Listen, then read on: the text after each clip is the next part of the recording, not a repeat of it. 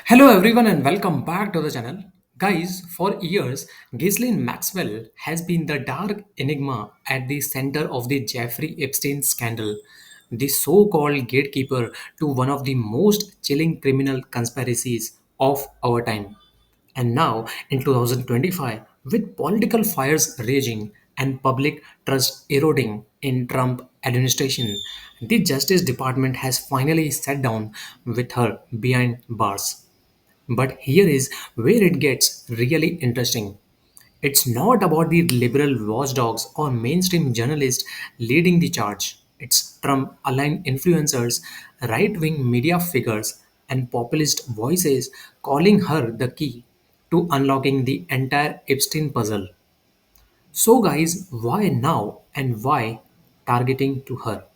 And more importantly, is this a breakthrough or a dangerous distraction?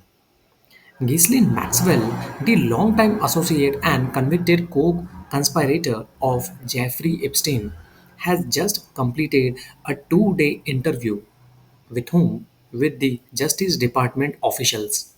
The meeting was arranged by the none other than Trump's Deputy Attorney General Todd Blanche. And while we don't yet know exactly what she said, the political implications are already being weaponized on the right. So, guys, what exactly is happening? Conservative influencers like Benny Johnson, Charlie Kirk, and Jack Posobiec are framing this movement as a crucial step towards the transparency, something many in the Trump's base have long demanded. These voices, who once criticized Trump for not releasing the Epstein files, are now applauding the administration for confronting what they call the last living piece of the evidence. So, is anything going to uncover? Johnson called it what transparency looks like. Alan Dershowitz, a former Epstein lawyer himself, even went further, calling Maxwell the Rosetta Stone to the whole case on Fox News. The logic is simple. Maxwell knows the network, she knows the elite names, she was there. And now, with her prison sentence hanging over the head, she finally has the motive to speak. But guys, let's be honest. This is far from a clean win because here is the catch. Trusting Ghislaine Maxwell is a double-edged sword. Maxwell isn't some neutral witness. She is a convicted trafficker who helped Epstein run a coordinated years-long operation that preyed on underage girls. She helped with grooming, recruiting, manipulating. Her moral credibility is shredded, and her cooperation is transactional. She wants something in return, likely a sentence reduction, possibly even a pardon. In fact, when asked if he would consider pardoning her, Trump dodged the question, saying, I'm allowed to do it, but it's something I haven't thought about. So, guys, that's a very shocking part. Not even a little, figures like Charlie Kirk are hedging their bets, saying Maxwell is a mixed bag who might not only tell the truth if her incentives align. Others, like Jack Posobiec, are demanding full receipts, like the names, dates, locations, and corroborating evidence, before they will believe a word. Still, there is a growing sentiment on the populist right.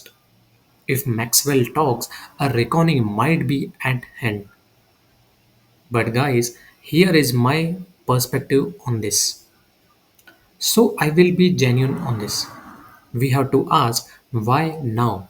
Why is this effort to use Ghislaine Maxwell as a truth teller happening after years of denial, deflection, and downplaying of the Epstein network, especially by the very people now championing her? This sudden about face seems less about the justice and more about the narrative control. And guys, let's be clear. The Epstein files don't just threaten the Democrats, they don't just implicate Clinton, Gates, or anonymous hedge fund billionaires. They have the potential to implicate everyone, which includes elites, royals, corporate titans, also political operatives, and yes, people even close to Donald Trump. Which is why this Maxwell spotlight might serve two purposes for the Trump movement. First is shift the target, put the focus on Clinton, on Hollywood, on the establishment left. And second motive is create distance.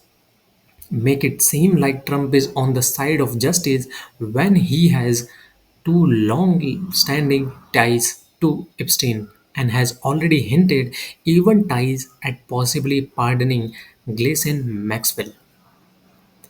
So, guys, while this may feel like a breakthrough, it could easily be a bait and switch.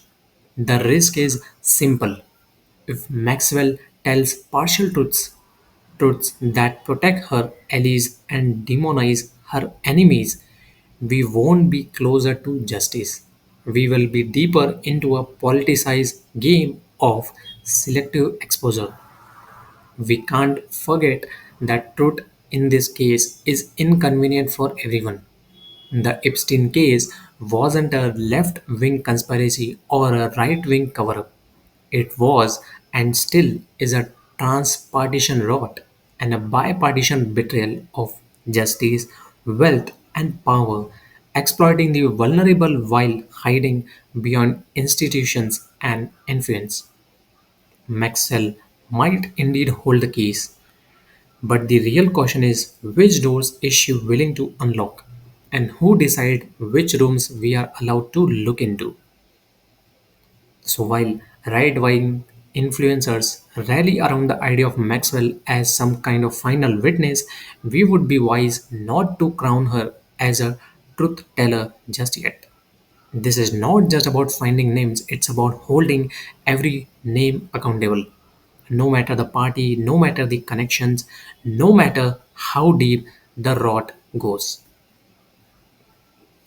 And this movement isn't just about uncovering Epstein's network, it's a test of whether our political systems are still capable of confronting real power or whether they have become tools of misdirection and managed outrage.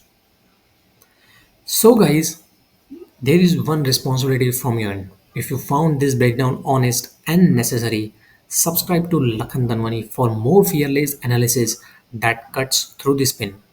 Also, drop your thoughts below.